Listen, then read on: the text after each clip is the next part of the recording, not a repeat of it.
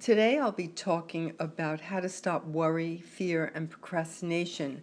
And it's interesting, I was writing my chapter for the book called How to Stop Worry, Fear, Procrastination for Business Success. And a client came in today and came in with all these worries.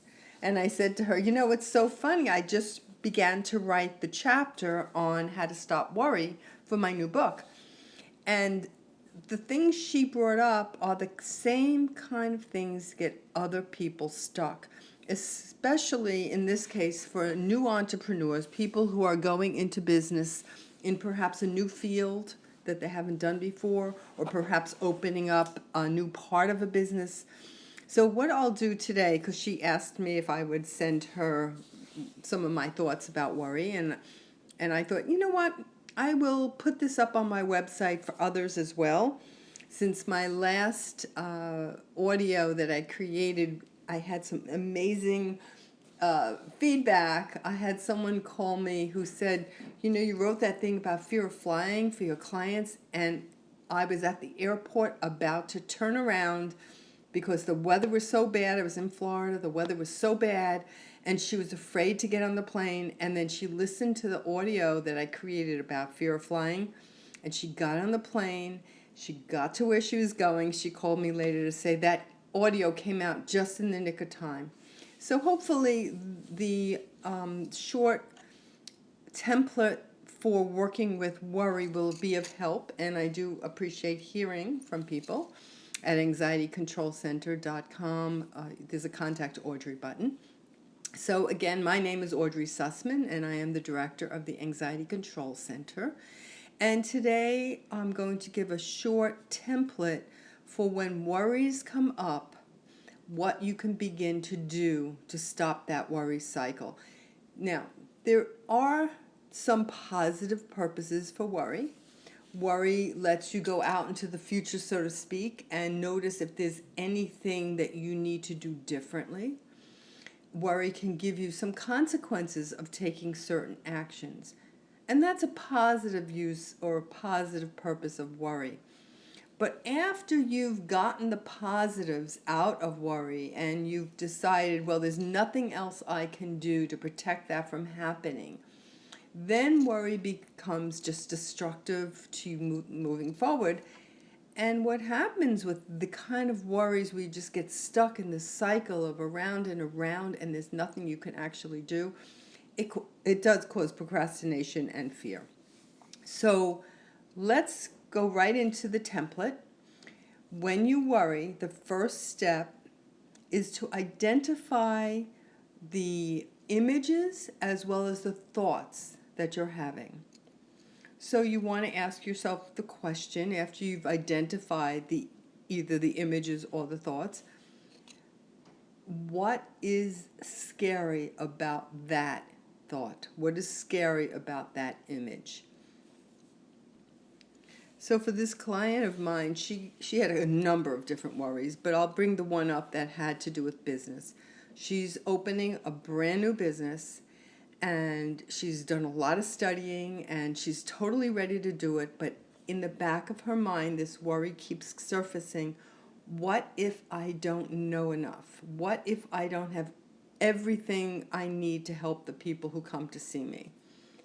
Now, that's kind of a good worry, because that kind of worry says, okay, is there anything else I have to do or study or get into order before I start opening that new business? But once I spoke to her and I said, okay, what have you done? All the things that you need to do? She said, yes, but I'm new and I just don't know everything. And that's absolutely true. You can't know today what you're going to know in 10 years. So in order to help her, we first identified the thoughts, which were, what if I don't know enough? Then we went into what she can do to perhaps start working with people in her family to see if she knows enough to get those questions answered. But more importantly, we actually had her go out to the future and see herself 5 years from now being really successful, people knowing her name, people coming to her and being so happy that she offers the kind of help she does. And with that new image, she actually felt her whole body calm down. So let me go again to the first step. The first step is identify your thoughts and pictures. Second step is to ask yourself, is there anything you can do about those worries? If the answer is yes, then list the things you can do. Now, even there can be a little bit of difficulties because you could say, yes, I can do this or that, and then maybe you're not going to do that. So for her, she said, well, I need people to practice on. I said, okay, so go to a meetup and practice. And she said, no, I get kind of scared about meeting new people. Okay, then that's not going to work. So that worry about, I don't have anybody to practice on, we had to answer that with some way that she can get over that, or don't practice and just open up a practice and maybe give away some free workshops where the need to be perfect isn't there. Second thing, after you've gone over the thoughts, the pictures, is there anything you can do? If there's nothing else that you can do to prevent that worrisome thing from happening, if there's absolutely out of your control and you really still want to take the steps towards opening a new business, being an entrepreneur, then the next thing is to create a positive future image. Sometime anywhere from 5 months to 5 years in the future where you've already succeeded. Now that's a really powerful thing. Hypnotically, it's called a positive future rehearsal. And the positive future rehearsal does two things for you. One, it sets you on the path for your unconscious mind to kind of take you to the feeling you get out there, the positive feeling. And number two, it will also open yourself up to any fears that come up, even as you create that positive image. Then we can start working on those fears. So step one, notice the thoughts and pictures. Step two, is there anything you can do about the worry? If yes, do it. If no, create a positive future image in the future. And one thing that you do need to know, of course, is if you're setting on a path to create a new business or a new part of your business, of course, it is important to look at all the possible negative things, the consequences, putting money into something, the consequences of that. It is important to look at those things. It is important to have all the education you need, so that the research you need, so you know what kind of things have succeeded or failed, so you're not just going in blindly and then suffering the consequences. But once you've done all that work, then worry is no longer serving a purpose. And the very last step in moving forward is to set small enough goals so that you can't help but succeed. If you feel yourself getting stuck, then make the goal smaller.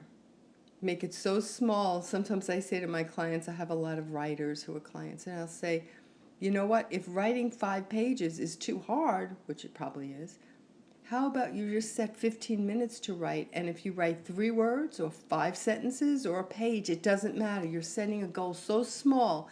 And for some people, 15 minutes is so much.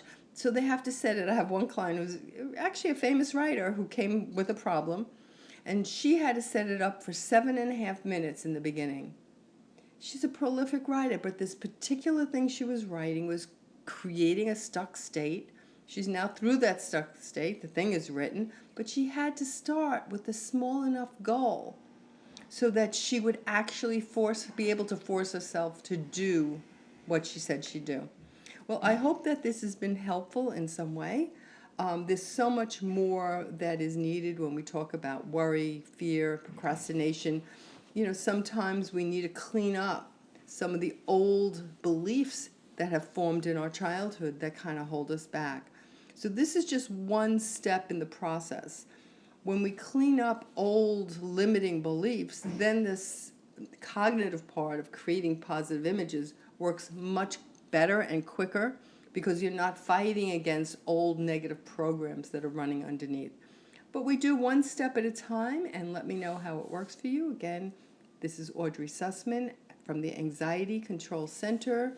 Go to the website, anxietycontrolcenter.com, and I look forward to hearing from you.